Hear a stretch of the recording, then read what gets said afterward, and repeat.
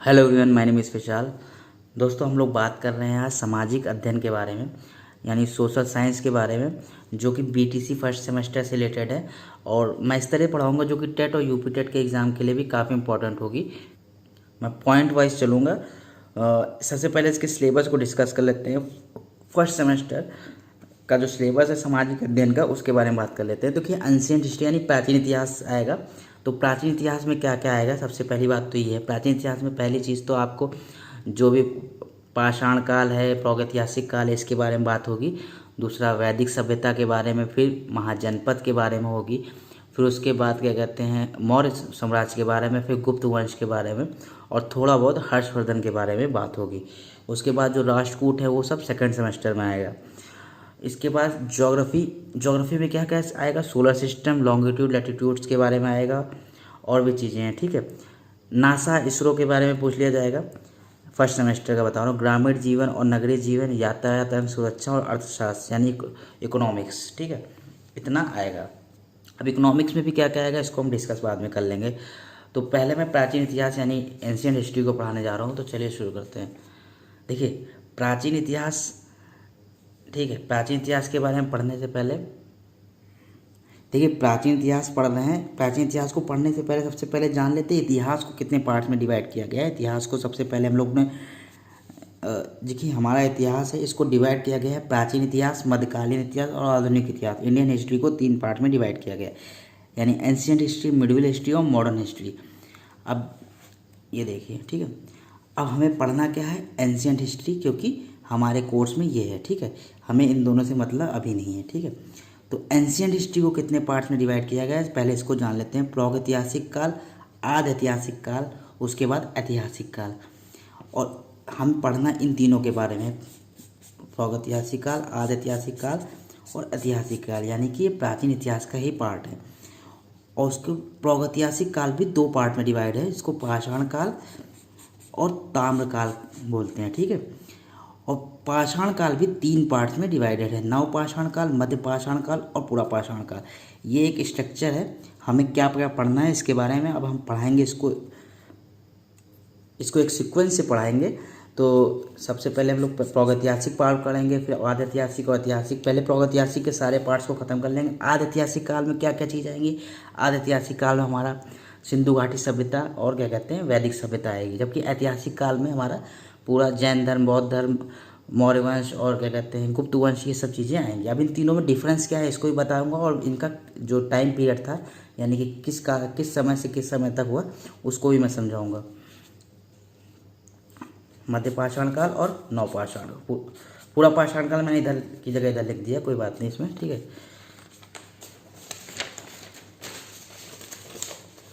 जैसे कि पहले बताया, आद्य ऐतिहासिक काल जो था उसमें क्या कहते हैं, सिंधु घाटी सभ्यता और वैदिक सभ्यता थी। ठीक है, एक सेकेंड। अब इसके बाद सबसे पहले समझ लेते हैं कि, अब देखिए, इसको समझने से पहले सबसे पहले ये समझना पड़ेगा कि AD BC क्या होता है। सबसे पहली चीज़ तो ये, बहुत से लोगों को ईस्वी और बीसवीं में समझ नहीं आता है। सबसे पहले उसको डिस्कस कर लेते हैं। देखिए, जो AD होता है, यहाँ मैं बता रहा हूँ, एक AD होता है, एक होता है BC। AD की जगह CE भी लिख सकते हैं कहीं कहीं, और कहीं कहीं BCE लिखते हैं हम लोग। तो सबसे पहले इनके बारे में जान लेते हैं होता क्या है। इसको AD को ईस्वी और इसको बोलते हैं बीसवीं। ठीक है, तो सबसे पहले देखते हैं AD क्या होता है। इसको बोलते हैं एनो डोमिनो। ठीक है, एनो डोमिनो, एनो डोमिनो, एनो डोमिनो, एनो डोमिनो, इसका फुल फॉर्म होता है। अच्छा, एनो डोमिनो क्या होता है? एनो डोमिनो वो चीज़ है, जैसे एनो डोमिनो एक लैटिन भाषा का शब्द है, लैटिन भाषा का शब्द है। इसका मतलब होता है at the year in which Christ born, यानी कि जिस साल ईसा मसीह का जन्म हुआ। ठीक है, इसका मतलब ये होता है। जबकि बिफोर क्राइस्ट मतलब क्या होता है? BC मतलब बिफोर क्राइस्ट। ठीक है, और CE मतलब होता है कॉमन एरा, और BC मतलब होता है बिफोर कॉमन एरा। यानी AD की जगह CE लिख सकते हैं और BC की जगह BCE लिख सकते हैं। ये कॉमन सी चीज़ है, ठीक है, ये काफ़ी बड़ी चीज़ नहीं है, ठीक है। अब समझने के लिए सबसे पहले हमको ईस्वी विस्वी में समझ नहीं आता है कुछ लोगों को।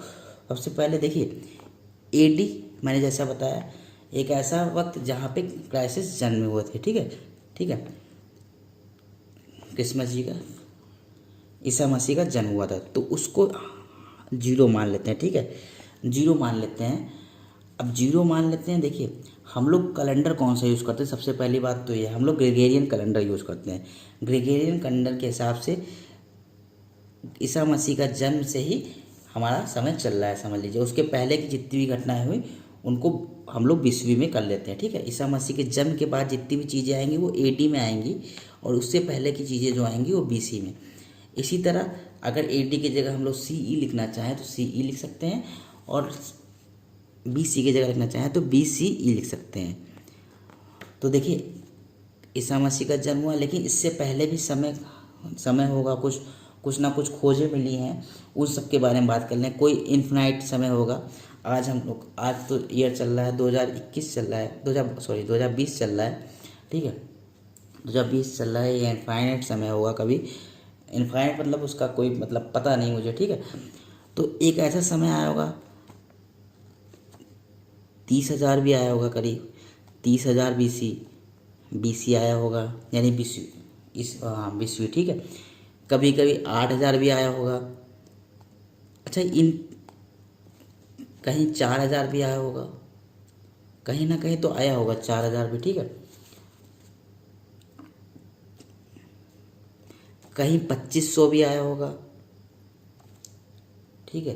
तो कहीं पे 1,000 भी आया होगा।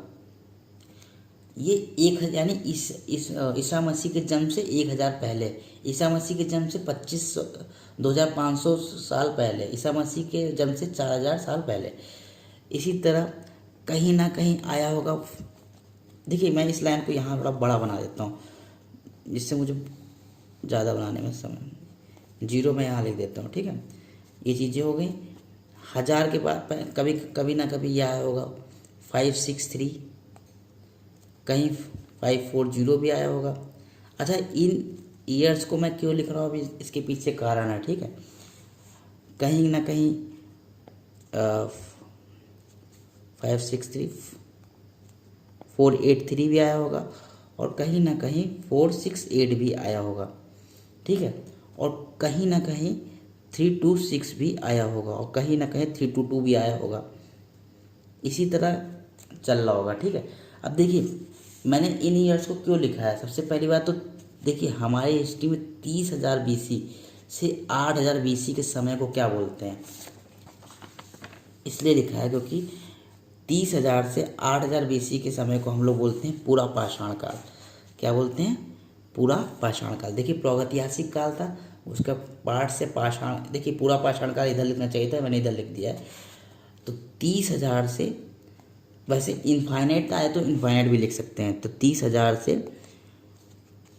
30,000 या 3 लाख कहीं लिखा होगा, 30,000 से 8,000 BC, 8,000 BC के दोनों ही BC थी, 3,000 BC से 8,000 BC, ठीक है, बिफोर क्राइस्ट के समय को बोलते हैं पूरा पाषाण काल। उसके बाद आया 8,000 से 4,000, 8,000 से 4,000 के समय को क्या बोलेंगे, मध्य पाषाण काल। 8,000 से 4,000 के मध्य को बोल देंगे, BC को बोलेंगे हम लोग मध्य पाषाण काल। और उसी तरह देखिए 4,000 से कहीं के 2.5 लिखा होगा, कहीं के 1,500 लिखा होगा, वैसे यही है। वैसे 8,000 से 2,500 है। अब 8,000 से इसलिए क्योंकि इन दोनों का कोई समय निर्धारण नहीं है, ठीक है। तो वैसे 4,000 से 2,500 के बीच का समय को क्या बोलते हैं, नवपाषाण काल, ठीक है। ये इनका टाइमिंग बांध दिया, ठीक है। अब इसी तरह अब देखिए 2,500 तक हो गया। अब हम पीछे से गिनते, देखिए 30,000 से 8,000 पे आए, 8,000 से 4,000 पे आए, 4,000 से 2,500 पे आए, ठीक है, 4,000 से 2,500 पे आए। अब 2,500 से देखिए 2,500 से करीब करीब 1,500 के समय को बोलते हैं, 2500 से करीब करीब 600 ईस्वी पूर्व के को बोलते हैं हम लोग आद ऐतिहासिक काल। यानी 2500 एग्जैक्टली 2300 है, 2300 से 600 ईस्वी के समय को हम लोग बोलते हैं आद ऐतिहासिक काल। अब इसमें भी दो पार्ट्स मैंने पहले बता दिया था, आद ऐतिहासिक काल के दो पार्ट्स हैं, एक सिंधु घाटी सभ्यता और एक वैदिक सभ्यता, ठीक है। और ये लास्ट वाला है, ये 600 बीसवीं से अब देखिए 20वीं से 600 के बाद कभी 200 आएगा, 100 आएगा, फिर 0 आ जाएगा, क्योंकि हम लोग उल्टी गिनती कर रहे थे। और उसके बाद फिर से 1 2 3 4 स्टार्ट हो जाएगा। अब देखिए यहाँ से फिर से 1 2 स्टार्ट हो गया और ये फिर 712 पे जाके रुकेगा और 712 यह AD में आ जाएगा ना, ये तो AD में आ जाएगा। तो 600 से 712 AD के समय को बोलते हैं ऐतिहासिक काल। कुल मिला के प्राचीन इतिहास का समय हम किस तरह कर सकते हैं, इन्फानाइट से यानी 30,000 से या तो मान सकते हैं हम लोग 712 AD के समय को बोलेंगे, यानी एनो डोमिनो, या तो इसकी जगह CE भी लिख सकते हैं, कॉमन एरा। इस समय को हम लोग क्या बोलते हैं, प्राचीन इतिहास, ठीक है। अच्छा, एक माइंड में क्वेश्चन आएगा कि 712 ईस्वी को ही क्यों लिया गया। हम लोग 700 को भी ले सकते थे, 800 को भी ले सकते थे, 712 को इसलिए लिया गया क्योंकि एक अरब आक्रमण हुआ था भारत पे, यानी पहला अरब आक्रमण जो था वो हुआ था 712 ईस्वी में, मोहम्मद बिन कासिम द्वारा हुआ था सिंध पे। इसीलिए इसको यहाँ तक हम लोग का निर्धारण कर दिया गया है कि प्राचीन इतिहास यहीं तक था, ठीक है। एक डेट बांध दी गई है, ठीक है। इसी तरह मिडिवल हिस्ट्री की एक डेट बांध दी जाएगी और फिर मॉडर्न हिस्ट्री और उसके बाद समकालीन भारत, इस तरह होगा। अच्छा, मैंने इन कुछ टर्म का यूज़ किया था, ये सब 20वीं की बात है, मैंने ये लाइन इधर ही बना ली है, ठीक है। ये 20वीं की बात है। 563 में क्या हुआ, बौद्ध जी का जन्म हुआ। 540 में महावीर जैन का जन्म हुआ। 483 में बौद्ध जी मर गए, और जबकि 468 में महावीर जैन मर गए। 326 सबसे इम्पोर्टेंट डेट है, 326 BC या BCE, ठीक है, कुछ भी बोल सकते हैं, ठीक है। तो 326 इम्पोर्टेंट क्यों रखती है, 326 को सिकंदर का भारत पर आक्रमण हुआ था, सिकंदर ने भारत पर आक्रमण किया था, इसीलिए ये इम्पोर्टेंट डेट है, सिकंदर का भारत पर आक्रमण हुआ। 326 इस तरह याद कर सकते हैं, ठीक है, 326 इस तरह याद कर सकते हैं। और इसके बाद एक 322 भी डेट है, 322 BC। यहाँ पे मौर्य साम्राज्य का स्थापना हुआ था, मौर्य साम्राज्य, वही चंद्रगुप्त मौर्य ने मौर्य साम्राज्य की स्थापना की थी, मौर्य स्थापना हुई थी, ठीक है, मौर्य साम्राज्य की स्थापना हुई थी, ठीक है। तो ये दो, इसके अलावा गुप्त वंश का कब स्टार्ट हुआ और हर्षवर्धन का क्या हुआ, ये सब बाद में डिस्कस करेंगे, ठीक है। तो इसके सेकंड वीडियो जल्दी मैं बनाऊंगा। तो थैंक यू फॉर वॉचिंग।